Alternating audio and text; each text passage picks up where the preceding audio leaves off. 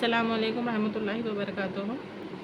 जो शख्स नमाज में सुस्ती करता है उसको 15 तरीक़े से अज़ाब होता है।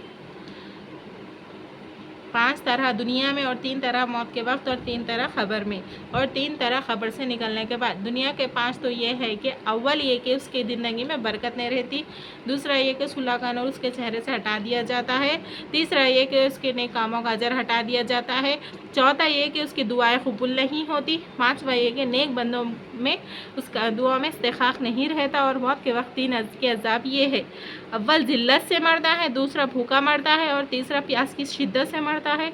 मौत आती है, अगर समंदर भी पी ले तो प्यास नहीं बुझती।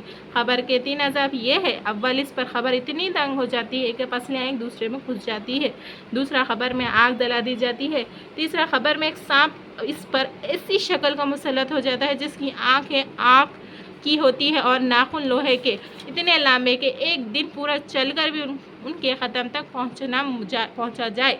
उसकी आवाज़ बिजली की कड़क की तरह होती है और ये कहता है कि मेरे रब ने तुझ पर मुसल्लत किया है कि तुझे सुबह के नमाज ज़ाया करने की वजह से आफ़ताब के निकलने तक मारे जाऊँ और ज़ोहर की नमाज़ ज़ाया करने की वजह से असर तक मारे जाऊँ और फिर असर की नमाज़ ज़ाया करने की वजह से इशा तक और इशा की नमाज़ ज़ाया करने की वजह से सुबह तक मारे जाऊँ। जब वो एक दफ़ा उसको मारता है तो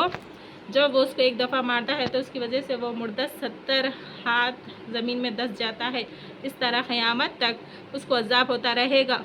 और ख़बर से निकलने के बाद 3 अज़ाब ये है, एक हिसाब सख्ती से किया जाएगा, दूसरा हक़ ताला शाना उस पर गुस्सा होगा, तीसरा जहन्नुम में दाखिल कर दिया जाएगा। ये कुल मैज़ान 14वीं मुमकिन है कि 15वीं भूल से रह गई हो। एक रिवायत में आया है कि उसके चेहरे पर 3 सतरें होती हैं। पहली सतर अल्लाह के हक़ को ज़ाया करना, दूसरी सतर अल्लाह के गुस्से के साथ मखसूस, तीसरी सतर जैसा कि तूने दुनिया में इसके हक़ को ज़ाया किया, आज तू अल्लाह की रहमत से मायूस है। अल्लाहु अकबर।